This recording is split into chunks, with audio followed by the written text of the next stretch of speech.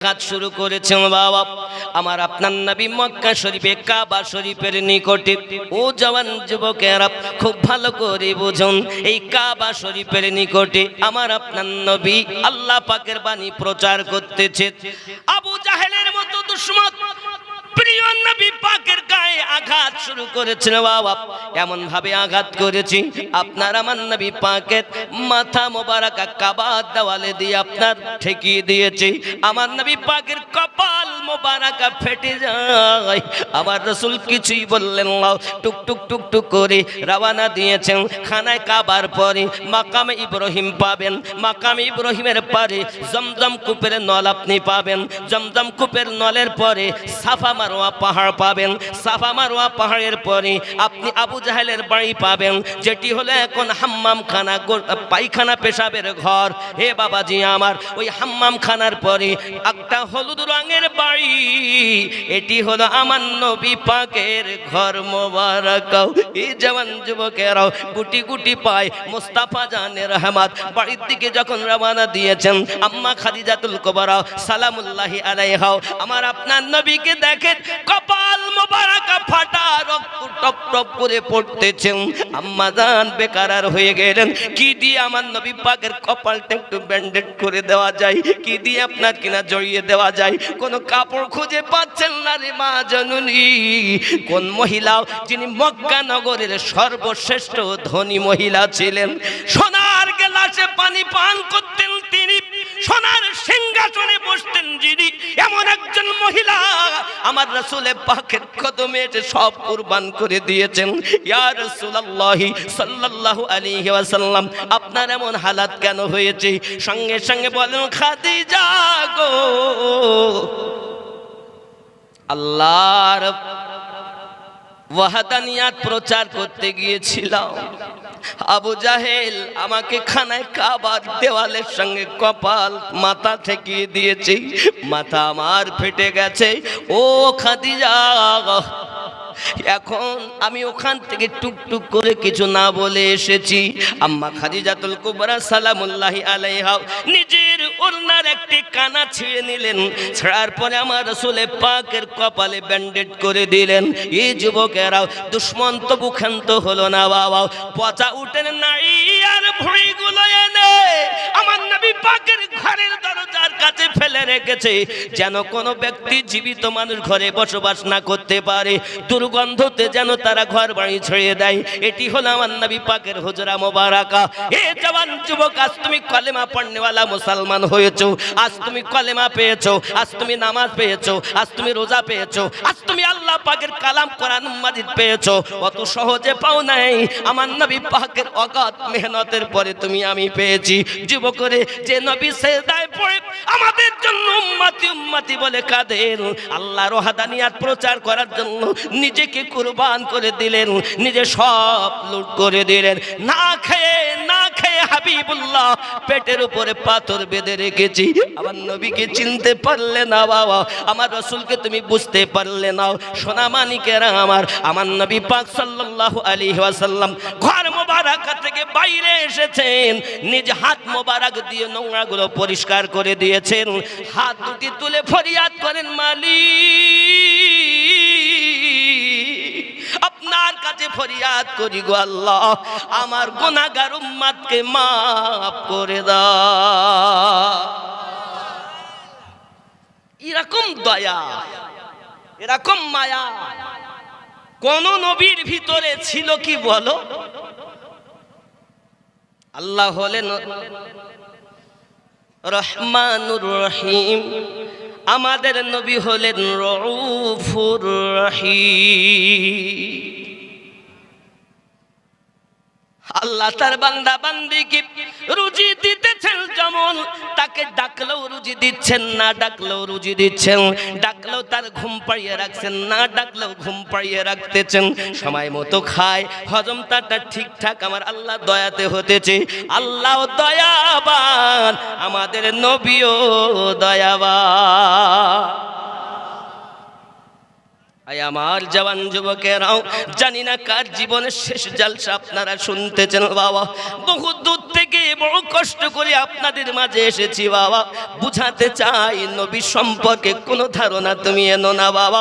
আমার আপনার নবী তিনি, আল্লাহ পাক দরুদ পড়তেছেন যে নবীর উপরে, তিনি আমাদের নবী।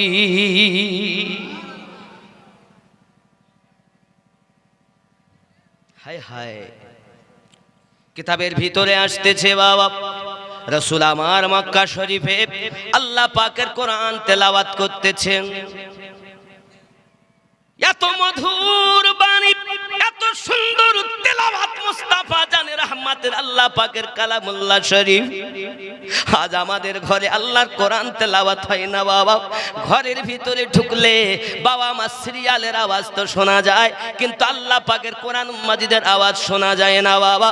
হতভাগা, বেশ কিছুদিন হলো মুর্শিদাবাদের নেট বন্ধ, এখন পেরেশান। নেট বন্ধ, পেরেশান, আর দেখতে পাচ্ছে না, ঠিক না ভুল?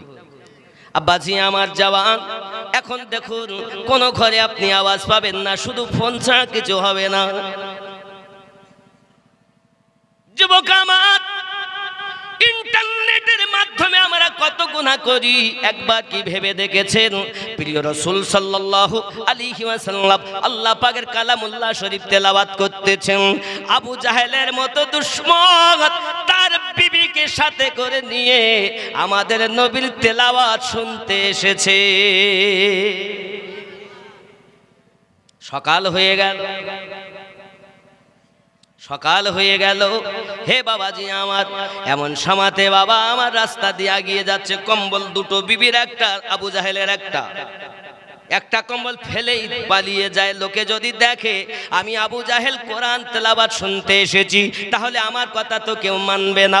বাবা, এত মধু আমার নবী পাকের তেলাওয়াতে ছিল, দুশমনেরাও ঘরে থাকতে পারতো না।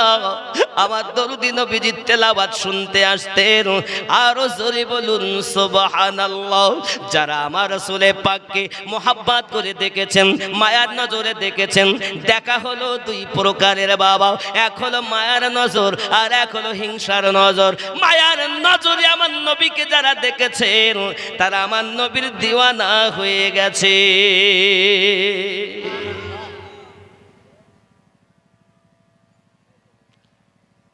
হায়, দেখলে ছবি পাগল হবি, ঘরে রইতে পারবি না। এর জন্য নাথ শরীফে বলা হয়,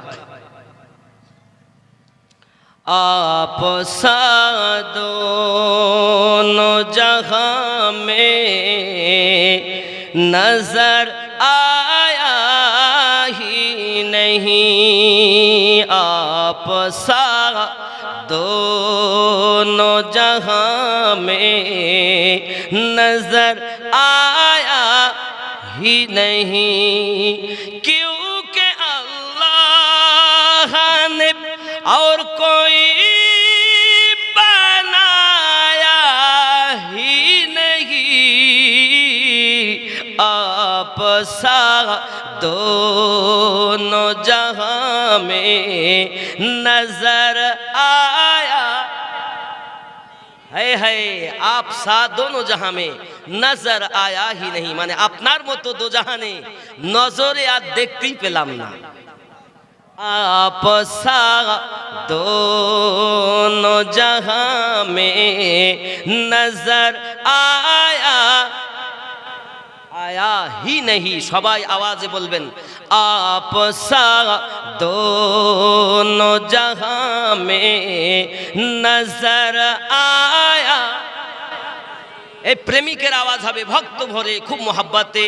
आप सा दोनों जहां में नजर आया, क्यों? क्योंकि अल्लाह ने और कोई बनाया ही नहीं, आप सा दोनों जहां में नजर आया। मक्के में जो गया रास्ते लौट आया। অনেকে মক্কায় যায়, কাবা তো তওয়াফ করে, মদিনায় যায় না। বলে মদিনায় যাওয়ার দরকার নাই। मक्के में जो गया रास्ते से लौट आया, ये वो समझे कि उसे आका ने बुलाया ही नहीं। आप सा दोनों जहां में नजर आया।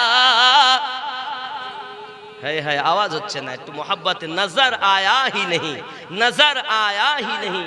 এই শব্দটা জোরে বলা যাবে না? आप सा दोनों जहां में नजर आया नहीं। ये মাইক দরকার নেই, মাইক দরকার নেই। ये চললে আমি বসে যাব, আর এ চললে আমি উঠবো, এজন্য এটা দরকার।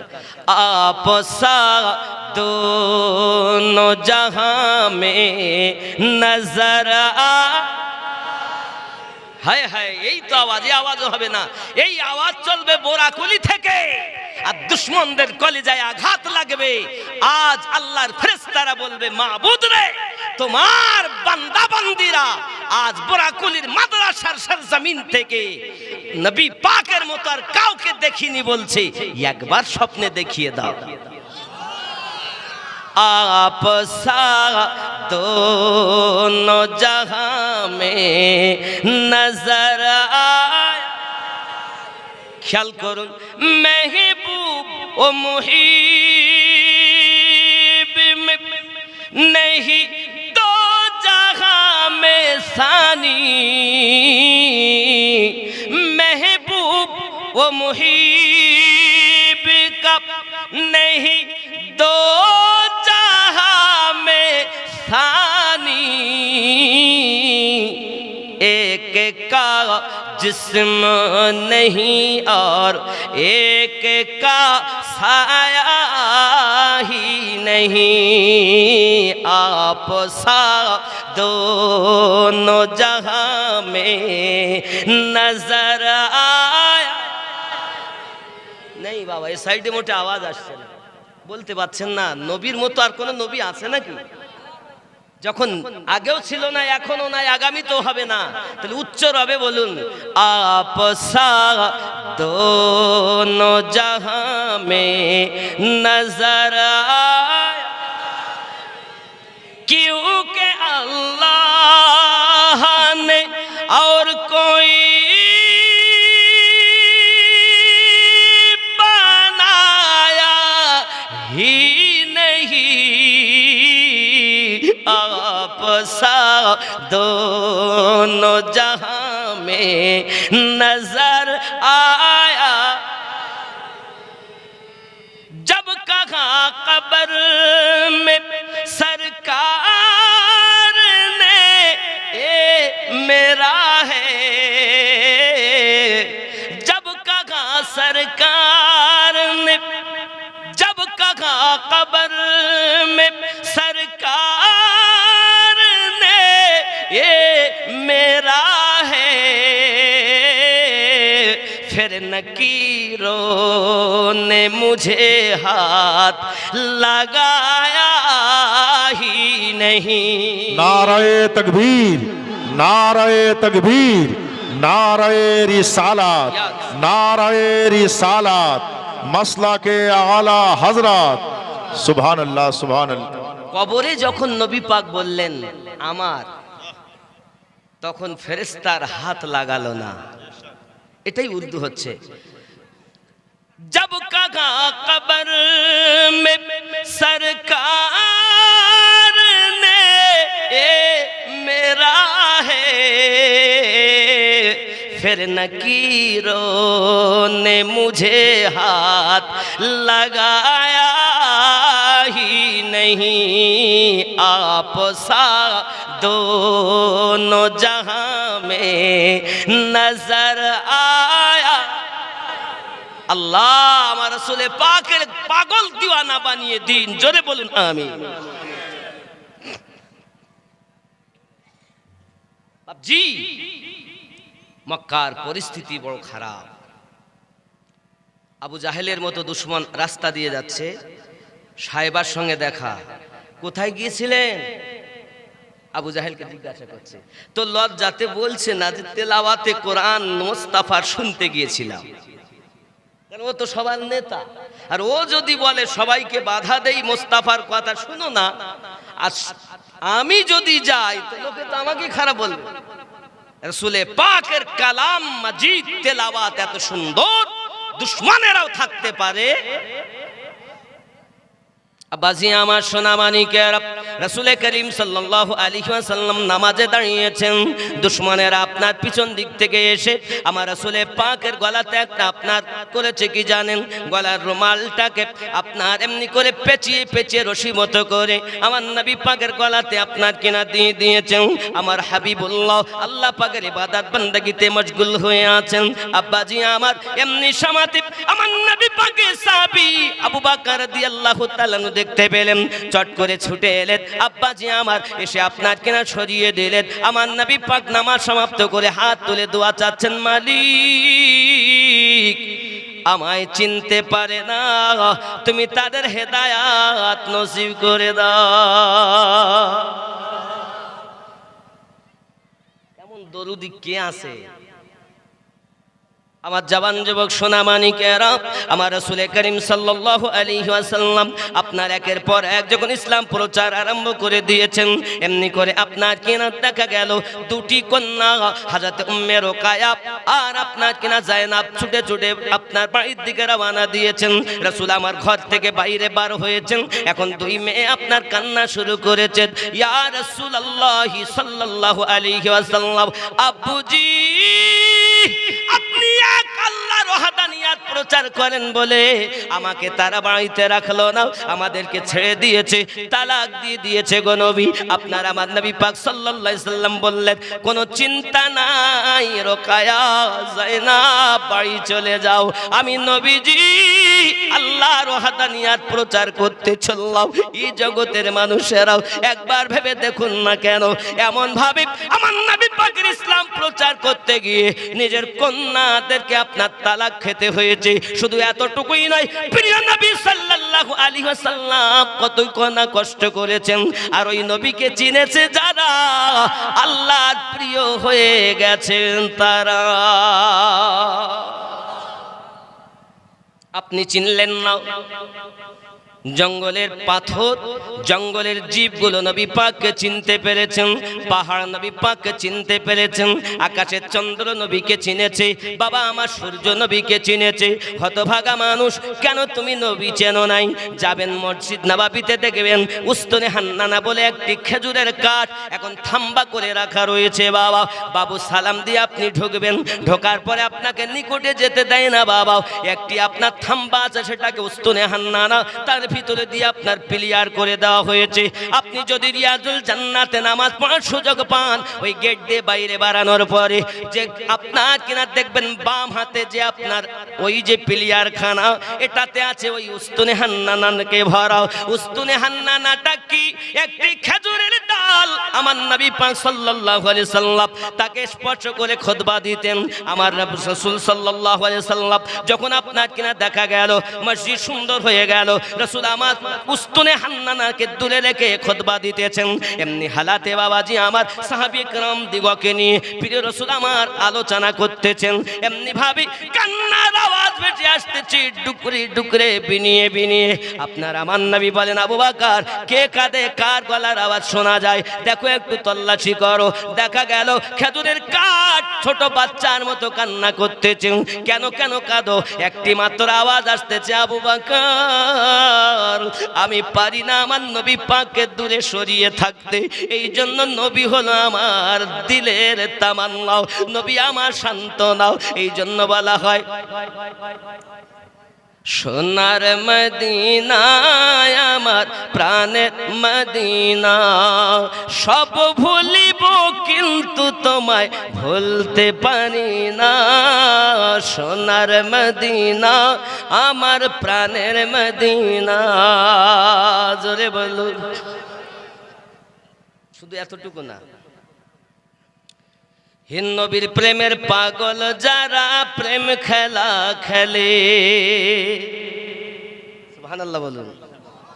হিন নবীর প্রেমের পাগল যারা প্রেম খেলা খেলে, নবীর প্রেমে বাস করুনি দন্ত দেয় ফেলে, নবীর প্রেমের পাগল যারা প্রেম খেলা খেলে।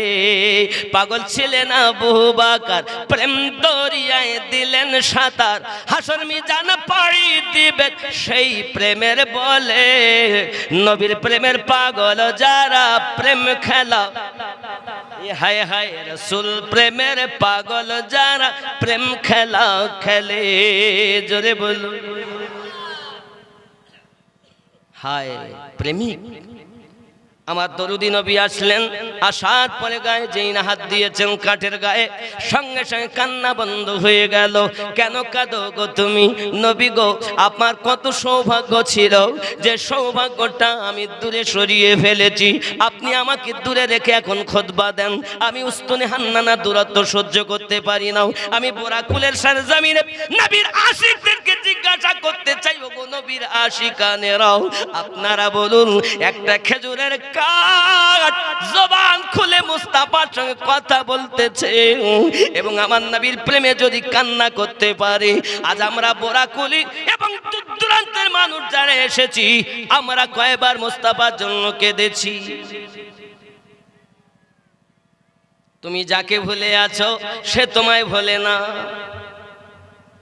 তুমি তো ছেলে মেয়ে বিবি বাচ্চা অর্থের জন্য কান্না করো, আর আমাদের জন্য রসুল সব সময় কান্না করতেছেন।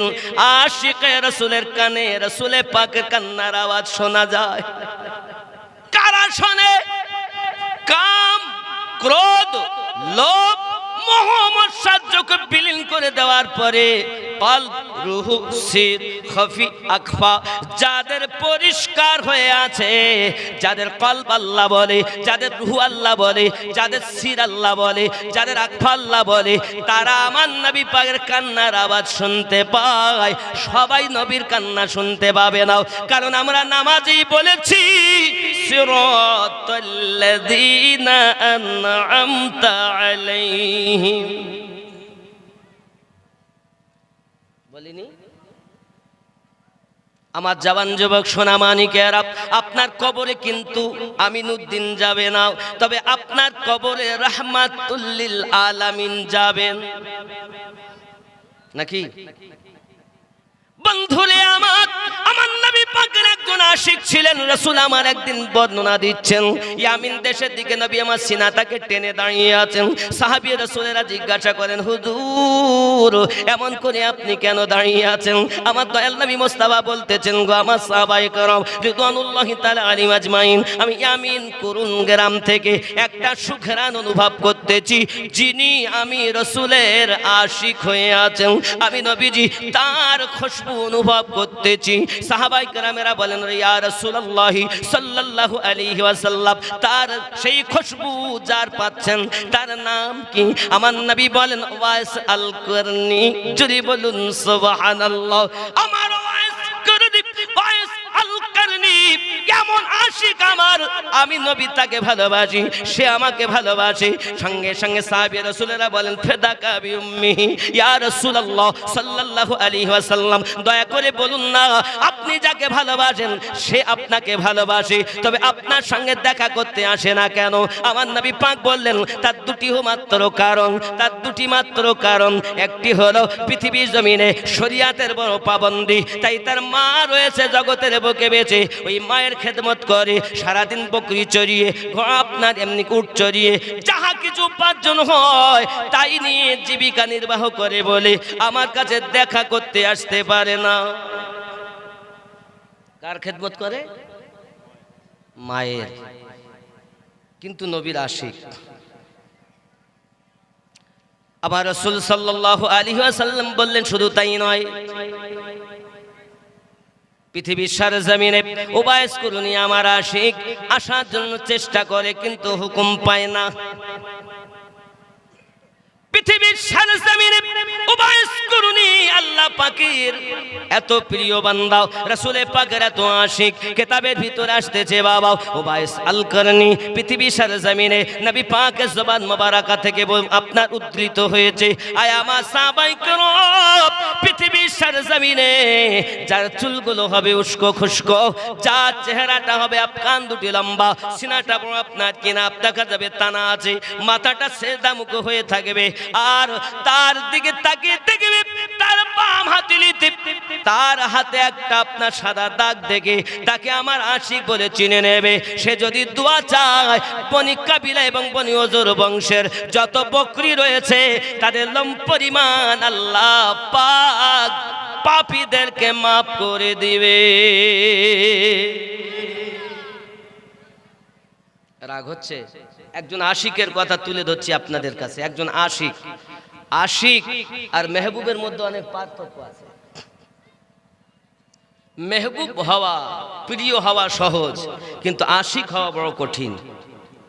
আমার জওয়ান যুবক সোনা মানিকেরা খুব ভালো করে প্লেনের ভিতরে নেন, আমরা নবী পাকের আশিক হব বাবা। হযরত ওয়াইস আল করনি পৃথিবী সরজমিনে তার সম্পর্কে রাসূল আমার ভবিষ্যৎবাণী দিয়ে গেলেন। সে হলো নামাজের বড় পাবন্দি, ইবাদতের বড় পাবন্দি করে। আপনি করে শুধু তাই না, জেনে রাখবেন যে যেখানে পাবে তাকে ওয়াইস করনিকে একটু দোয়া করতে বলবে। তার নিশানা বলে দিলেন বাবা। রাসূল করিম সাল্লাল্লাহু আলাইহি ওয়াসাল্লামের ইন্তেকালের পরে হযরতে ওমর রাদিয়াল্লাহু তাআলা আনহু আর হযরত আলী রাদিয়াল্লাহু তাআলা আনহু দুইজন আপনার রওনা দিয়েছেন। আরো জোরে বলুন সুবহানাল্লাহ। অসুবিধা হচ্ছে? বাদ দিব? এই উঠি উঠি চলে যাচ্ছে ওরা, কেন খেতে যেছে না? ওর ডেলিগেট মোটামুটি বন্ধ হয়েছে না চলছে? ডেলিগেট চলছে, চিন্তা করছে কি শুনবো। আর দেখার দরকার হলে বাড়ি চলে যাচ্ছে। কয়টা বাজে? বেশি তো রাতও হয়নি, হয়েছে?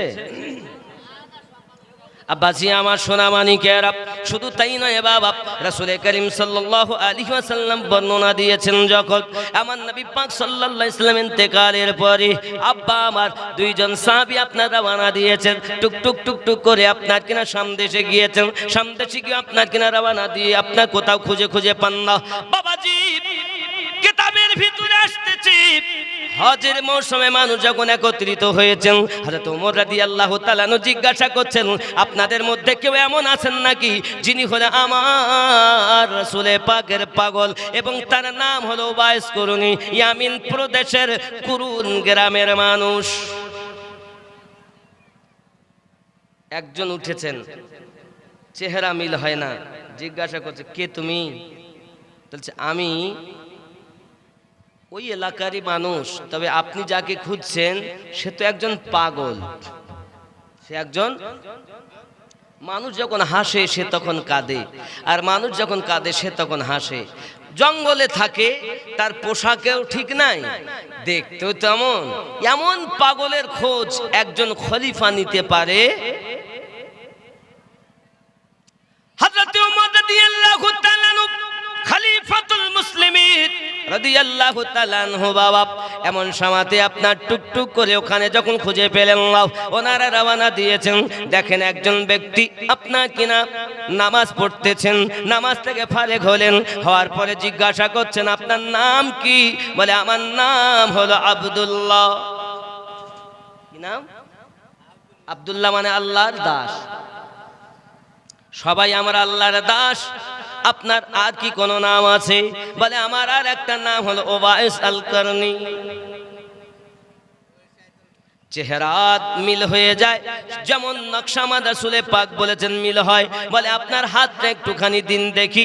হাত থেকে হাতে আপনার দাগ রয়েছে, একটি সাদা দাগ, পক্ষের দাগ। ও বাবাজি আমার যাকে বলে বসন্তের দাগ।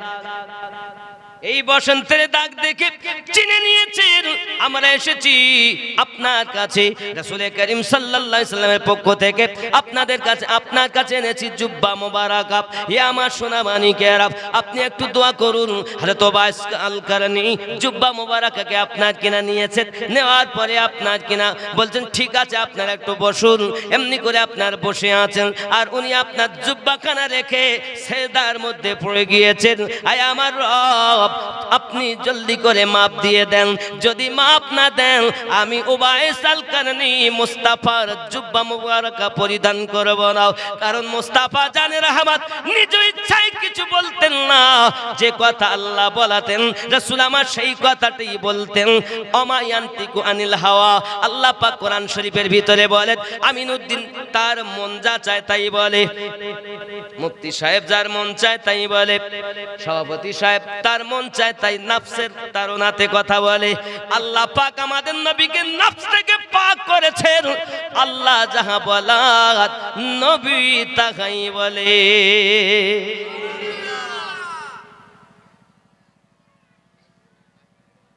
আল্লাহ যাহা বলেন তাই তিনি বলেন, নবীর কথা নবীর নয়, স্বয়ং আল্লাহর কথা।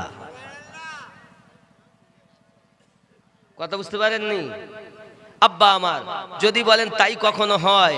আল্লাহ পাক বুঝানোর জন্য বলেছেন, আয় আমার বান্দা বান্দি তুমি বুঝতে চাচ্ছ না, আমি আল্লাহ পাক তোমাকে জানিয়ে দেই, শোনো কোরআন মাজিদের সূরা আল ফাতাহ আয়াত নাম্বার 10 আমি আল্লাহ পাক জানিয়ে দিলাম, বিসমিল্লাহির রহমানির রহিম, ইন্নাল্লাযীনা ইউবাইউনাকা ইন্নামা ইউবাইউনাল্লাহ ইয়াদুল্লাহি ফাওকা আইদিহিম, নিশ্চয় যে বাজাহারা নবী আপনার কাছে বায়াত গ্রহণ করেছে তারা আপনার কাছে বায়াত গ্রহণ করেনি, তারা আমি আল্লাহ পাকের কাছে বায়াত গ্রহণ করেছে। আপনার হাতের উপরে রয়েছে আমি আল্লাহ পাকের কুদরতি হাত। বোঝা গেল নবীর কাছে হয়েছেন বায়াত, নবীর কাছে নয়, স্বয়ং আল্লাহর কাছে বায়াত হয়েছে। এই কোরআন, এগুলো কি? কেউ যদি বলে আমি কোরআন শরীফ মানবো না, তো আমি কি হাড়ে লাঠি মারবো? আমি মক্কায় গেলাম, দেখতে পেলাম এক শ্রেণীর লোক এইভাবে হাত বাঁধে, এক শ্রেণীর লোক এইভাবে বাঁধে, আর এক শ্রেণী এইখানে বাঁধে, আর এক শ্রেণী মোটে বাঁধেই না। 4 রকম লোক। এখন কেউ ঠেলাঠেলি করতে চায়, আপনাদেরকে বলি নামাজ মানে বিনয়ী জিনিস, আসামি সাজা জিনিস, আল্লাহর সম্মুখে দাঁড়াতে হবে। যুবকরে আপনি বলুন, এইভাবে যদি দাঁড়াই তো আসামি মনে হয় না এইভাবে যদি দাঁড়াই তো আসামি বেশি মনে হয়? যারা নাভিতে বাঁধে তারা বলবে আমারটা ঠিক, যারা এখানে বাঁধে তারা বলবে আমারটা ঠিক। বলবে কি বলবে না বলেন? এই যুবক খুব ভালো করে বুঝুন, আপনি যে মনে করতেছেন আমারটা ঠিক, বাবা সবাই দলিল দেয়, আগেরটাও দলিল পরেরটাও দলিল, আগেরটা আপনার হাদিস সবই, কিন্তু সব হাদিস মানা যাবে না, সুন্নাত মানতে হবে। আমার জবান যুবক সোনা মানিকেরা, আপনি ভাববেন আল্লাহ পাকের সম্মুখে দাঁড়িয়েছেন, আমিনুদ্দিনের সম্মুখে নয়, মেম্বার প্রধান এমএলএ এমপির কাছে নয়, সরকারের সম্মুখে নয়, মহান রবের সম্মুখে দাঁড়িয়েছেন। যত বেশি বিনয়ী হওয়া যায়। আবার তো অনেক সময় দেখা যায় মসজিদে নামাজি নামাজ পড়তে যায়, জুমার ফরজের নামাজ আদায় করে আর মসজিদে নাই, মসজিদ ফাঁকা, মানে ওরা আর পড়ে না। মানে মক্কাতেও যা ভাব মদিনাতেও সেই ভাব, আমি চোখে দেখেছি। সেটা কি আব্বাজি আমার সোনা মানিক, তারা আপনার কি করে জানেন? ফরজ নামাজ হয়ে গেলে এবার দৌড় আরম্ভ করেছি। আপনি যদি মনে করেন একটুখানি সুন্নাত পড়বো, তাহলে আপনাকে পড়তে দেবে না বাবা, তারা আপনার মাথার ওপর দিয়ে লাফ মেরে চলে যাবে। এমন হালাত নামাজ পড়া বড় মুশকিল। আমি চিন্তা করে পেলাম না এমন কেন, এরা বাড়ি এসেছে, এসে বলতে আমরা হলাম মদিনায়, মক্কাতে যেমন তেমন আমরা নকল করেছি। হে আমার যুবক, শুধু তাই নয়, আপনি মদিনাতুল মুনাওয়ারাতে যাবেন, জান্নাতুল বাকি দেখতে পাবেন, পুরা সমান দেখতে পাবেন। এই জান্নাতুল বাকিতে 16টা মাজার গম্বুজওয়ালা ছিল। কয়টা গম্বুজওয়ালা। 1924 সালে যারা গেছেন তারা দেখেছেন, তার আগে আপনার কিনা মাজার ছিল গম্বুজওয়ালা। আমি আমিনুদ্দিন বলছি, আপনারা মিলাবেন। হে যুবক আমার, মাজার ভাঙা আজকের কথা নয়, তারা চাচারা আগে করেছে, ভাতিজারা এখন নকল করে। এই 16টা মাজার কার কার মাজার ছিল বাবা? 1 নাম্বার মাজার ছিল আম্মা ফাতেমা জোহরা সালামুল্লাহি আলাইহার মাজার। দুই নাম্বার মাজার ছিল হযরতে হাসান রাদিয়াল্লাহু তাআলা আনহুর মাজার, জোরে বলুন না সুবহানাল্লাহ। তিন নাম্বার মাজার ছিল হযরতে আব্বাস রাদিয়াল্লাহু তাআলা আনহুর মাজার। চার নাম্বার মাজার ছিল ইমাম বাকার হুজুরের মাজার, ইয়ানি জাইনুল আবেদিনের পুত্র ইমাম বাকার হুজুরের মাজার, জোরে বলুন। পাঁচ নাম্বার যে মাজারটা ছিল কারি নাফে হুজুরের মাজার। ছয় নাম্বার যে মাজারটা ছিল ইমাম জাফর সাদিক হুজুরের মাজার। ইমাম জাফর সাদিক হলেন ইমাম বাকার হুজুরের সন্তান।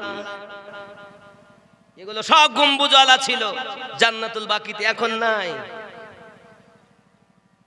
যুবক আমার, শুধু তাই নয়, আরো কার মাজার ছিল দেখুন এই সোনামানিকেরা আমার। হযরতে 7 নম্বরে উসমান ইবনে মাসউনের মাজার ছিল। হে বাবাজি আমার, ইব্রাহিম ইবনে রাসূলের মাজার ছিল, ইয়ানি নবী পাকের একটা বেটা হযরত ইব্রাহিম রাদিয়াল্লাহু তাআলার মাজার ওই জান্নাতুল বাকিতে গম্বুজওয়ালা ছিল। এখন আছে? জান নাই, আমি নিজে চোখে দেখে এসেছি, নাই। জান্নাতুল বাকির ফটো আছে আমার কাছে। যুবকরে আমার, শুধু তাই নয়, এইভাবে আমার রাসূলের পাকের একজন স্ত্রী সুফিয়া আম্মা জানের মাজার ছিল, আতিকা আম্মা জানের মাজার ছিল, আম্মাতুর রাসূল তার মাজার ছিল, জাঙ্গে হাররার মাজার ছিল। হে বাবা, উসমান জিন্নুরাইনের মাজার ছিল, ফাতেমা বিনতে আসাদের মাজার ছিল, ইয়ানি হযরত মাওলা আলী কারমাল্লাহুল মায়ের নাম মাজারটা ওখানে ছিল গম্বুজওয়ালা। শুধু তাই নয়, হালিমাতুস সাদিয়া রাদিয়াল্লাহু তাআলার মাজারও ওই জান্নাতুল বাকিতে গম্বুজওয়ালা ছিল। এই 16টা মাজার ভেঙে তছনছ করে দিয়েছে। শুধু তাই নয়, আমার রাসূলের পাকের আব্বা এবং আম্মা জানেরও মাজার এই ওয়াহাবীর দল ভেঙে তছনছ করেছে। এরা মাজার খুঁজে পাচ্ছে না, সব ভেঙে দাও, গুড়িয়ে দাও। এমনও বলতে যাচ্ছে নবী পাকের আব্বা মা জাহান্নামী, জোরে বলুন না উযবিল্লাহ।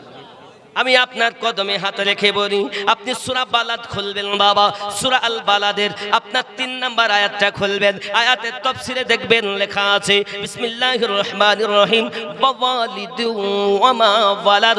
এই আয়াতের ব্যাখ্যাতে লেখা হয়েছে আমার নবী পাকের আব্বা আম্মা জান্নাতি জান্নাতি, মুমিন ও মুমিনা। আরো জোরে বলুন সুবহানাল্লাহ।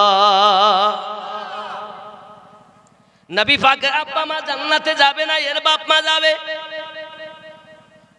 হে যুবক, আপনার কবরে কিন্তু আমি যাব না, আপনার কবরে রাসূলুল্লাহ যাবেন। ওই রাসূলে পাক সাল্লাল্লাহু আলাইহি ওয়াসাল্লামের আপনার কিনা আব্বা মা সম্পর্কে যাদের এমন ধারণা, হে বাবাজি আমার, আপনি যদি কোরআন মাজিদ খোলেন তাহলে আপনি কোরআন মাজিদের সূরা আল ইমরানের 33 নাম্বার আয়াত খুলুন। কত নাম্বার আয়াত বললাম? 33 নাম্বার আয়াত খুলুন। এই আয়াতের ভিতরে কি বলা হয়েছে দেখুন। আমার আল্লাহ পাক আল্লাহ তাআলা আপনার 4টি গোত্রকে আপনার কিনা একেবারে মুনতাখিব করে নিয়েছেন। হে যুবক আমার, 1 নাম্বার বলা হয়েছে আপনার আদম আলাইহিস সালামের বংশধর, জোরে বলুন সুবহানাল্লাহ। 2 নাম্বার ইব্রাহিম আলাইহিস সালামের আব্বা আমার। 3 নাম্বারে আপনার বলা হয়েছে ইমরান নূহ আলাইহিস সালাম। 3 নাম্বারে আদম নূহ, আদম ইব্রাহিম নূহ ও ইমরানের বংশ। আল্লাহ এই 4টি বংশকে একদম মুনতাকিব করে নিয়েছেন। কি বলেছেন দেখুন, বিসমিল্লাহির রহমানির রহিম ইন্নাল্লাহ ইসতাফা আদম ওয়া নূহা ওয়া আলা ইব্রাহিম ওয়া আলা ইমরান আলাল আলামিন। बेशक अल्लाह ने चुन लिया आदम और नूह और इब्राहिम की आल और इमरान की आल को सारे जहान से। जोरे बोलो। এখন কেউ যদি মিল্লাত ইব্রাহিমের উপরে থাকে, আমি আপনাদেরকে বলতে চাই বাবা, পৃথিবীর সরজমিনে অনেক মানুষ বলছেন আব্বা আম্মা নবী পাকের মুসলমান ছিলেন না। আমি আপনাকে বলবো মিল্লাত ইব্রাহিমের উপরে উনি ছিলেন। তাহলে বলুন আমার নবী পাক সাল্লাল্লাহু আলাইহি সাল্লাম যার দুধ পান করেছেন তিনি হলেন হালিমাতুস সাদিয়া রাদিয়াল্লাহু তাআলা আনহা। উনি কি তাহলে মুসলমান নয়, মানে তাহলে কাফের নাকি? তাহলে একজন কাফেরার দুধ কি আল্লাহ পাক আমার নবীকে পান করিয়েছেন? পাগলা কথা, এই আয়াতে নবীর আব্বা মাও মুমিন মুমিনা হালিমাতুস সাদিয়াও মুমিন মুমিনা, জোরে বলুন। ওনাদের আকীদা ছিল ইব্রাহিম, মিল্লাত ইব্রাহিমের উপরে, আরো জোরে বলুন। যুবক আমার, শুধু তাই নয়, আগিয়ে চলুন। উবাইস কুরনি রাদিয়াল্লাহু তাআলা আনহু সেজদায় পড়ে দোয়া করতেছেন। দোয়া করতে করতে আপনার কিনা আল্লাহ মাফ করে দিন, আল্লাহ পাক মাফ দিয়ে দিলেন। এমনি সময় হযরত ওমর রাদিয়াল্লাহু তাআলা আগিয়ে গেছেন। কতক্ষণ আমরা অপেক্ষা করব? উনি আপনার দোয়া ছেড়ে দিলেন। এমন সময়তে বলছেন, ভাইজান আপনি যদি আমাকে একটু বিলম্বভাবে, আমাকে যদি আর একটুখানি সময় দিতেন, তাহলে আল্লাহ পাকের কাছ থেকে সারা উম্মতকে মাফ করিয়ে নিতাম। সঙ্গে সঙ্গে বলছেন, কতটা মাফ হয়েছে? বলে এতটি মাফ হয়েছে, বনি উযর বনি কাবিলা গোত্রের যত বকরি রয়েছে তাদের লম পরিমাণ আল্লাহ পাক মাফ দিয়ে দিয়েছেন। বলে আই উবাইস কুরনি, বেশি হওয়ার জায়গা নাই, কারণ মুস্তাফা জানের রহমতের জবান মোবারকে শুনেছিলাম উবাইস কুরনির দুয়াতে এতটা পাপী মাফ হবে। আব্বা আমার কিতাব বর্ণনা দেয় উবাইস কুরনি রাদিয়াল্লাহু তাআলা আনহু সম্পর্কে আপনার আলোচনা চলতেছে, দুইজনাতে আলোচনা করতেছেন। আলোচনা করতে করতে আপনার দুজনের মধ্যে কথা হচ্ছে। হযরত ওমর রাদিয়াল্লাহু তাআলা আনহু জিজ্ঞাসা করতেন, আয় উবাইস, রাসূল পাক সাল্লাল্লাহু আলাইহি সাল্লামকে কি আপনি দেখেছেন? বলে দেখার চেষ্টা করেছি অনেক, কিন্তু একবারও দেখতে পাই নাই। নবী পাক সাল্লাল্লাহু আলাইহি সাল্লাম বলেছিলেন সাহাবায়ে কেরাম রিদওয়ানুল্লাহি তাআলা আলাইহিম আজমাইনদের মাঝে, দেখো তোমরা উবাইস কুরনির কথা বলতেছো, সে ডাইরেক্ট আমাকে দেখি নাই, কিন্তু সেও আমাকে দেখে, আমি নবীও তাকে দেখি। কিভাবে দেখে? ও বাবা, রাগ হচ্ছে? উবাইস কুরনি রাদিয়াল্লাহু তাআলা আনহু তাবিনদের ভিতরে শ্রেষ্ঠতম তাবিন। পৃথিবীর সরজমিনে এমন করে আপনাকে নিয়ে ইবাদত বান্দাগি তিনি করেছেন।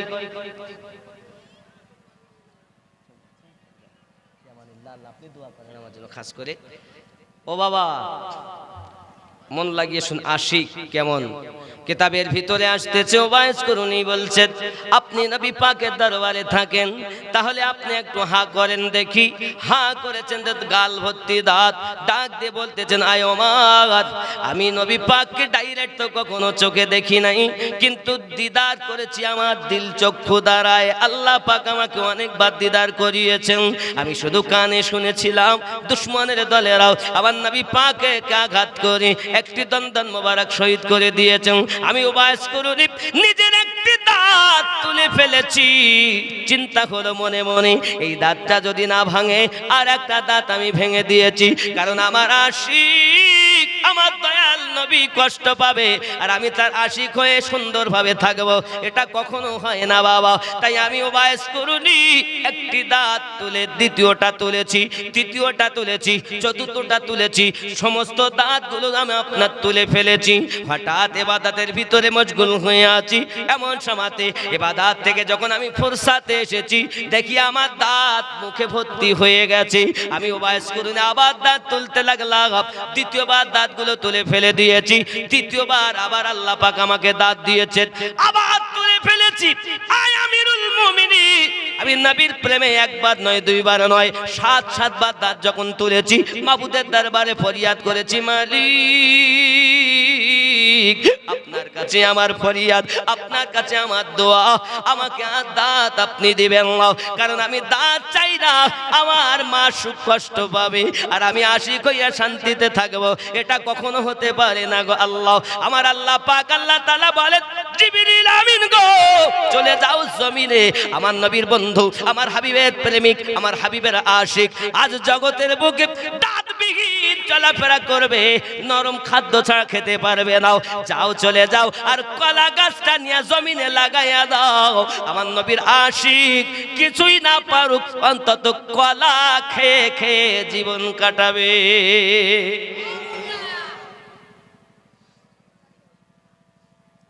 কলা গাছ জিবরিল এনেছিলেন দুনিয়ায়।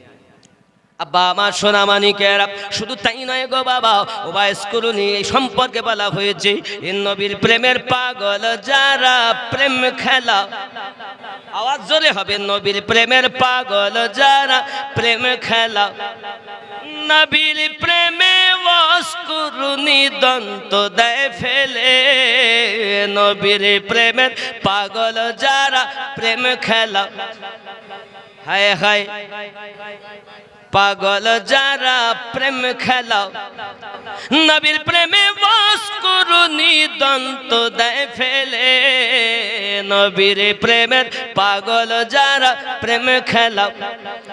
হানজালা পাগল ছিল নবীর প্রেমে জীবন দিল, হানজালা পাগল ছিল নবীর প্রেমে জীবন দিল, গোসল করাইল তার ফেরেশতার দলে, নবীর প্রেমের পাগল যারা প্রেম খেলা, হায়রে নবীর প্রেমের পাগল যারা প্রেম খেলা, নবীর প্রেমে ওয়াসকুরুনি দন্ত দেয় ফেলে, নবীর প্রেমের পাগল যারা প্রেম খেলা।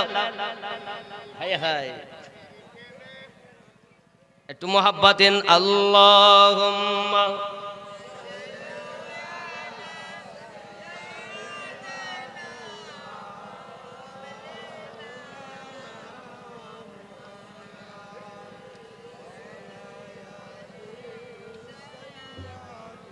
আব্বা আমার ওবাইস হযরতে হানজালা রাতের বেলাতে স্ত্রীর কাছে আসেন, হঠাৎ আওয়াজ আসতেছে কানে ভেসে, জিহাদের জন্য তৈরি হয়ে যাও। হানজালা রাদিয়াল্লাহু তাআলা গোসল করতে যাচ্ছিলেন, আওয়াজটা যখন শুনেছেন গোসল বন্ধ করে দিয়েছেন। স্ত্রী বলছেন কোথায় যাচ্ছেন? जिहादे मोहब्बत की आवाज गूंजी तो कहाँ हंसला ने दुल्हन से अपनी, तो कहाँ हंसला ने दुल्हन से अपनी, इजाजत अगर दो तो जामे शहादत लबों पे लगाने को दिल चाहता है, ओ शहरे मोहब्बत जहाँ मुस्तफा है वही घर बनाने को दिल चाहता है। जोरे बोलो। বিবিকে বলছেন বিবি গো, যদি অর্ডার দাও তাহলে জিহাদে যাই, আমি জিহাদে যাব বিবি। বিবি বলে গোসল করে যান। বাবা আমার আপনারা বলুন, ও বোরাকুলের জওয়ান যুবকেরা, ফরজ যখন গোসল হয়ে যায়, গোসল ফরজ, শরিয়াতের হুকুম গোসল ফরজ, আর মোহাব্বতে কোন দলিল চলে না রে বাবা। প্রেম যখন হয় সেখানে দলিল স্থান পায় না, আর দলিল যেখানে স্থান পায় মোহাব্বত সেখানে টেকে না। হযরত হানজালা রাদিয়াল্লাহু তাআলা আনহু বলতেছেন বিবি ইজাজত দাও, আমি গোসল করার সময় পাবো না, গোসল যদি করতে যাই আর আমার নবী পাককে যদি কাফেরেরা আঘাত করে আমি হানজালা সহ্য করতে পারবো না। আমি আপনাদের কদমে হাত রেখে বলি বাবা, একদিকে হলো গোসল ফরজ আর একদিকে হলো জিহাদে মুস্তাফার মোহাব্বতে জিহাদ করাও। এখন প্রেমিক হানজালা বলতেছেন শরিয়াত রাখো, গোসল ফরজ, আমার মোহাব্বত বলে জিহাদ ফরজ, গোসলের থেকে জিহাদ আমার জন্য আগে। আর তুমি দলিল দিয়ে নবী চিনবা? সাহাবী রাসূলেরা কখনো দলিল দেননি, আর এরা দলিল দিয়েও মানে না। আব্বাসি আমার, এমনি করে আপনার দেখা গেল সাহাবিয়া রাসূলেরা সব সময়তে আপনার বিনা দলিলে মানতেন। যদি বলেন হুজুর আপনার কথা আমি মানতে পারছি না, তাহলে আলো একটা দলিল দিচ্ছি সিয়াসিত্তা থেকে। বাবা বহু যুদ্ধ আপনারা শুনেছেন, ইসলামের যুদ্ধ, একটা জিহাদের নাম হলো মোতার যুদ্ধ। কি যুদ্ধ? মোতার যুদ্ধ। আই নবীর দুশমনি করনেওয়ালা, জানি না কে আপনার ব্রেনের ভিতরে দিয়েছে। বাবা আমার, সেই ব্যক্তি আপনার কবরে যাবে না। যদি কবরে যায় তো নবী কামলিওয়ালা যাবেন। পুলসিরাতে যদি কেউ কাজে লাগে তো মুস্তাফা কাজে লাগবেন। মিজানে যদি কেউ কাজে লাগেন মুস্তাফা কাজে লাগবেন। হাসর মাঝে যদি কাজে লাগে রাসূলে পাক কাজে লাগবে। ওই রাসূল করিম সাল্লাল্লাহু আলাইহি ওয়াসাল্লামের আপনাকে না মুখশ্রিত বাণী। মোতার যুদ্ধ যখন হয়েছে, কিভাবে হয়েছে জানেন? সংক্ষিপ্ত কথা বাবা, আমার নবী আল্লাহর ওয়াহদানিয়াত প্রচার করতেছেন, আল্লাহ ছাড়া কোনো মাবুদ নাই। এই কথাটি আমার নবী রোম সম্রাট বাদশা হেরাক্লিয়াসের কাছে একটা পত্র লিখে একজন সাহাবীকে আপনার পাঠিয়ে দিয়েছেন, যাও বাদশা হেরাক্লিয়াসের কাছে ইসলামের বার্তাটা পৌঁছিয়ে দাও। এই ইসলামের বার্তা পৌঁছাতে গেছেন যেই সাহাবী, বাদশা হেরাক্লিয়াস বড় অত্যাচারী বাদশা ছিল, জালিম বাদশা ছিল বাবা। ওই বাদশা আমার নবীর সাহাবীকে শহীদ করে দিয়েছেন। আর আপনাকে নাও ওই মুমির ভিতরে দেহটা ভরে একটা চিঠি লিখে আমার নবী পাকের কাছে পৌঁছে দিয়েছেন বাবা। আমার আপনার নবী মসজিদ নববীতে বসে আছেন, মনটা বড় খারাপ, চোখ দিয়ে পানি ঝরতেছে। সাহাবী রাসূলুল্লাহ বলেন, হুজুর আপনি এমন করে কান্না করেন কেন? বলে, যারা আমার আশিক আছে সকলকে একটু ডাক দিয়ে দাও। মদিনাতে আপনার ঢেরা পিটিয়ে দেওয়া হলো, সবাই এসে হাজির হয়ে গেছেন। আব্বাজি আমার মোস্তাফা জানের রহমত বলেন, ওগো আমার সাহাবায়ে কেরামেরা, জানো আমি ইসলামের বার্তা রোম দেশে পাঠিয়েছি বাদশা হেরাক্লিয়াসের কাছে। কিন্তু বাদশা হেরাক্লিয়াস আমার আশিকটাকে শহীদ করে দিয়েছে, তার দেহটাকে মোমের ভিতরে ভরে আমার কাছে পাঠিয়েছে। দেখো আমার সাহাবী শহীদ হয়েছে, আল্লাহ দিদার করে ঘুমিয়ে আছে। শুধু এতটুকুই নয়, বাদশা হেরাক্লিয়াস চিঠিতে লিখে পাঠিয়েছে, আয় আব্দুল্লাহ ইবনে মুহাম্মদ, আয় মুহাম্মদ ইবনে আব্দুল্লাহ, তো রেডি হয়ে থাকো, আমার 3 লক্ষ সেনা আছে, এই সেনা নিয়ে আমি যুদ্ধের জন্য প্রস্তুত আছি, তুমি অচিরেই যুদ্ধের জন্য তৈরি হয়ে যাও। এখন বলো কি হবে? সাহাবী রাসূলদের মাঝে নবী জানালেন 3 লক্ষর ভিতরে 2 লক্ষ সেনা আপনার কেনা নিযুক্ত করে যুদ্ধ করতে আসতেছে, মোতার যুদ্ধ। আয় আমার সাহাবী রাসূল বলেন, ওই যুদ্ধ করা কি সম্ভব হবে? আমার মনে হয় তারা 2 লাখ, আর এই মদিনায় আমার আশিকের সংখ্যা মাত্র 3000। কতরা? ওদিকে কতরা? যুদ্ধ হবে সম্ভব? এটা ইসলাম তোমার বাপের দেওয়া ধর্ম নয় যে যা মনে করেছো তাই করবে। জেনে রাখো ইসলামের ইতিহাস। সিরিয়ালের ইতিহাস খুঁজতে ভালো লাগে, ইসলামের ইতিহাস ভালো লাগে না? না যুবক রে আমার, নবী তো দেখা সাল্লাল্লাহু আলাইহি সাল্লাম বলেন, আমার সাহাবী রাসূলেরা এই 2 লক্ষ সেনার সঙ্গে 3000 কি কখনো যুদ্ধ করা যায়? আমার নবী বলেন কিভাবে কি হবে? ওর থেকে এক কাজ করুন, আপনারা আপন আপন বাসায় ফিরে যান, আল্লাহ যা করে তাই হবে। সাহাবী রাসূলেরা আপনার কিনা বলতেছেন, দরুদি আজ পর্যন্ত আমরা অর্থের উপরে ভরসা করিনি, আজ পর্যন্ত আমরা ক্ষমতার উপরে ভরসা করিনি। ওগো দরুদি, আমাদের ভরসা আল্লাহর উপরে, আর জীবনের থেকে মোহাব্বত আমাদের আপনার প্রতি অন্তরে। ওগো দরুদি, আমরা বাড়ি ফিরে যাব না, আপনার মোহাব্বতে 2 লক্ষ সেনার বিরুদ্ধে আমরা 3000 যথেষ্ট। ইসলামের ইতিহাস খুলে দেখো, লম্বা জামাত সেটাই বাতিল, সংখ্যায় কম তারাই ছিল হক। জোরে বলি বলি। আমার নবী পাক সাল্লাল্লাহু আলাইহি ওয়াসাল্লাম যখন বললেন, সবার মোহাব্বত দেখলেন, ভালোবাসা দেখলেন, উলফাত দেখলেন, জীবনের বিনিময়ে তারা আমার নবীকে মোহাব্বত করেন, ছেলে মেয়ে কুরবান করেন, স্ত্রী পুত্র কুরবান করেন, পিতামাতা কুরবান করেন। তিনি আমাদের রাসূল, তিনি আমার দয়াল নবী মুস্তাফা। ডাক দিয়ে আপনার কিনা আমার রাসূল বলছেন, যদি যুদ্ধের জন্য আপনারা রেডি হন, তাহলে ওই মুতার যুদ্ধের জন্য আমি নবী সেনা নিযুক্ত করতেছি। 3 জন সেনা নিযুক্ত হবে। সাহাবী রাসূলেরা বলছেন, নবী আমার কার নাম নেবেন জানি না, হয়তো শাহাদাতের জাম আমি বহন করতে পারবো। আল্লাহর হাবিব বললেন, প্রথম নাম্বার সেনাপতি হবে আমার পালিত পুত্র যায়েদ বিন হারেস। সহিহ হাদিস খোলো, ইসলামের ইতিহাস দেখো।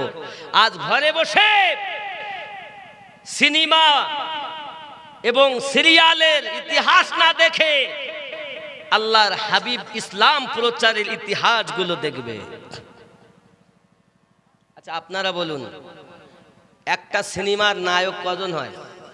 একজন হয়, তাহলে ভালো হয় নাকি বলেন? এই জলসাটার সভাপতি কজন হবে? একজন হবে না 5 জন হবে? একজন হবে না? তো যে কোনো যুদ্ধেরও সেনাপতি একজন হয়, সেনানায়ক একজন। যেই সেনানায়ক একের অধিক হবে তাহলে সমস্যা দেখা। এই স্টেজ পরিচালনাকারী যদি একের অধিক হয় তাহলে সমস্যা দেখা দেবে, ঠিক কিনা বলেন? নায়ক একজন হবে, সেনাপতি যুদ্ধ সেনাপতি নায়ক একজন। আমার নবী পাক বলেন, আমার প্রথম নাম্বার সেনাপতি হলো আমার পালিত পুত্র যায়েদ বিন হারিস। 2 নাম্বার সেনাপতি হলো জাফর বিন আব্দুল্লাহ, জাফর বিন আবু তালিব। আব্বাজি আমার সোনামানিকেরা, আমার নবী পাক সাল্লাল্লাহু আলাইহি সাল্লাম এখনো জবান মোবারকায় বলতেছেন, সাহাবী রাসূলেরা বুঝে নিলেন যায়েদ বিন হারিস ফিরে আসবে না, যুদ্ধের মাঠে শহীদ হবে। এটা আমার নবী পাকের ঘোষণা। কারণ নবী নিজ ইচ্ছায় কিছুই বলেন না, আল্লাহ যেটি বলেন সেটাই নবী আমার বলেন। মুস্তাফার কথা এমন, যুদ্ধ এখনো হয়নি, সংগঠিত হয়নি, যুদ্ধ এখনো লাগেনি, শুধু প্রস্তুতি নেওয়া হচ্ছে। যুদ্ধের পুরো নকশা আমার নবী বর্ণনা করতেছেন। বোঝা গেল নবী আমার সব কিছু জানেন, ওয়াহাবীর দল বোঝে না। রাগ হচ্ছে? রাগ হয়নি? আব্বাজি আমার সোনামানিকেরা, এমনি করে আপনার কিনা বললেন জাফর বিন আবু তালিব। আল্লাহর হাবিব বললেন 3 নাম্বার সেনাপতি সে যখন শহীদ হয়ে যাবে, আব্দুল্লাহ ইবনে রাবাহ 3 নাম্বার সেনাপতি হবে। হে যুবকেরা আমার, 3 জনের নাম আমার নবী ঘোষণা দিলেন। নবী আমার বলেন, আপনারা বাড়িতে বিদায় নিয়ে আসুন, বিবি বাচ্চার কাছে বিদায় নিয়ে আসুন, শেষ সাক্ষাৎ করে আসুন। এমনি সময়তে যায়েদ বিন হারিস বলছেন, হুজুর আমি আপনার পালিত পুত্র, আপনি আমার সম্মুখে, আমার মা আমার পাশে, আমার আর হুকুম নেওয়ার প্রয়োজন নাই। এবার চলেছেন 2 নাম্বার সেনাপতি বাড়ি। আপনার সামদেশ থেকে সোজা এসেছেন যুদ্ধের ঘোষণা শুনে বাড়ি, এসে বাড়িতে না গিয়ে না মুস্তাফা জানের রহমতের কাছে। এখন ঘর বাড়িতে গিয়েছেন, ছেলেগুলো কোলে উঠে যাবো গো, অনেকদিন আপনাকে পাই না, চলুন একটুখানি বেড়াতে যাব। আব্বু আপনি কোথায় ছিলেন? সঙ্গে সঙ্গে সন্তানগুলোকে সান্ত্বনা দিয়েছেন। বিবিকে বলছেন, বিবি গো জলদি করে তুমি আমাকে বিদায় দাও, আমি যুদ্ধের ময়দানে যাব। আল্লাহর হাবিব 2 নাম্বার সেনাপতি আমাকে নিযুক্ত করেছেন, আমি জানি আর ফিরে আসবো না। বিবি আল্লাহর কাছে হাত তুলে বলে, আল্লাহ আমার স্বামী যেন ফিরে আসে, আমি আমার স্বামীকে শহীদ দেখতে পারবো না। হালকা করে পিঠে একটা বাড়ি দিয়ে বলতেছেন, আমার বিবি রে, এই অন্তরে আমি আমার নবীর ভালোবাসা রেখেছি, এই অন্তরে আমি তোমাকে আস্থান দিতে পারবো না। বিবি বিদায় দাও। আল্লাহর হাবিব যখন বলেছেন আমি শহীদ হব, এর নাম ইমাম। এখনো ঘটেনি বলো, ঘটনা ঘটবে। 3 নাম্বার সেনাপতি বাড়ি গেলেন, বিয়ে করেছেন, বিবাহের মণ্ডপ থেকে সোজা আমার নবী পাকের ডাকে হাজিরি দিয়েছেন। বিবি যে কেমন এখনো দেখেননি, দরজার কাছে গিয়ে আওয়াজ দিচ্ছেন, ভিতর থেকে আওয়াজ আসছে আল্লাহর কালাম কোরআন শরীফের তেলাওয়াত। জুরি বলুন সুবহানাল্লাহ। আমাদের ঘরে দরজায় যদি কেউ চায় গো, আওয়াজ দিলে আল্লাহ কোরআন তেলাওয়াত শোনা যায় না, সিনেমা সিরিয়ালের আওয়াজ পাওয়া যায়, গালিগালাজের আওয়াজ পাওয়া যায়, বাজনার আওয়াজ পাওয়া যায়। আর নবীর আশিকদের দরজায় বাপজি আমার সোনা মানিকেরা খুব ভালো করে বুঝুন, পৃথিবীর সারা জমিনে এমনি করে আপনার কিনা বিবিকে বলছেন, বিবি দরজা খুলতে হবে না, শুধু তুমি আমায় বিদায় দাও। বিবি বলছেন বিদায় দেব, সব ফেলে এসেছি, কি করে বিদায় দেব? আব্বাজি আমার সোনা মানিক, আপনাদেরকে বলি, ওই কি সাহাবী রাসূল কি করলেন, দরজার সম্মুখে আপনার দাঁড়িয়ে বলছেন, বিবি গো আমি তোমাকে দেখা দিতে পারবো না। স্ত্রী বলেন কেন দেখা দেবে না? একটাই কারণ, যদি আমি তোমাকে দেখা দেই তাহলে তোমার ভালোবাসায় পড়ে যাব, আমার অন্তরে নবীর ভালোবাসা, তোমাকে দেখলে তোমার প্রেমে পড়ে যাব, তাই তোমার কাছে আমি দেখা দিতে পারবো না, বিদায় দাও। এই হলো স্বামী স্ত্রী। আর আমাদের বিবি হলে কি বলতো, আমাকে ছড়িয়ে যাইও না। কি বলেছেন স্ত্রী দেখুন, সেই কথাটা শুনতে গেলে আপনাদেরকে বলবো, বাবা এমন কোন নবীর আশিক আছেন নাকি 1000 টাকা মাদ্রাসার জন্য দেবেন? 1000 টাকা দিবেন। বলে এবার টাকা তুলতে যে এবার আর ওয়াজ করবে না, টাকা কথা বললেই দোষ। আচ্ছা টাকা দিতে হবে না, বসুন, টাকা দিতে হবে না, বসুন। ও আমার জওয়ান যুবকেরা, বিবি ডাক দেয়, আমার স্বামী আমি আপনাকে যেতে বাধা দেব না, আপনি যুদ্ধে যাবেন, 3 নাম্বার সেনাপতি, আমার কোনো বাধা নাই, বিপত্তি নাই। তবে একটি কথা আপনাকে বলি, হাসরের মাঠে লক্ষ লক্ষ মানুষ থাকবে, এই লক্ষ লক্ষ মানুষের মাঝে আমি আপনাকে খুঁজে পাবো না, এক ঝলক আমাকে দেখা দিন, যেন হাসরের মাঠে আমি আপনাকে চিনে নিতে পারি। এ হলো বিবি। আর আজকের ঘরের বিবি হুশ, তাই কখনো হয়? বাপ মা ফেলে এসেছে, তুমি কোথায় যাবা, থাক। আচ্ছা বলেন, বিয়ে যদি হয় আর যদি এখন ডাক দেয়, তা কেউ ডাকে সাড়া দিবে? আজ আমার বিয়ের দিন, আমার কত আনন্দ, আর আমি বউ ফেলে যাব? 1000 টাকা হবে না বাবা। তারা বিবি ছেড়েছে, বাচ্চা ছেড়েছে, সংসার ছেড়েছে, সব ফেলেছে, বাপ মা ফেলেছে। আমার নবীর আশিক 1000 টাকা মাদ্রাসায় দেব। সিমেন্ট দিবেন, হবে না বাবা? এরা বলতেছে দেখা দরকার ছিল, দেখেছি, এই জন্য আমি ওদের টাইম নেই 9টা 11টা। কথা বুঝতে পেরেছেন? 12টার পরে জালসা করা আমার দৃষ্টান্তে খারাপ। কথা বুঝতে পেরেছেন? মধ্যরাত্রে যদি জালসা হতো, বক্তা বেশি রেখে লাভ নাই, জোহর পড়তে শুরু করে ওদের 1 ঘন্টা করে দিতে হবে, 9টা 9:30টার মধ্যে আমাকে দিতে, 12টার মধ্যে সে। তুমি দিবা? নারী তাকবীর, নারী তাকবীর, নারী রিসালাত, মোহাম্মদ রুবেল 1000 টাকা জোরে বলুন মারহাবা, আরো জোরে বলুন মারহাবা। আল্লাহ তার আশা পূর্ণ করে দাও, আল্লাহ রুজিতে বরকত দিয়ে দাও, আল্লাহ ইহ জগৎ পরজগৎ মঙ্গলময় বানিয়ে দাও, নামাজি বানিয়ে দাও। জোরে বলুন আল্লাহুম্মা আমিন। 2 নাম্বার 1000 টাকা হয় না, হবে না? 2 নাম্বার একটি জোড়া হবে বাবা।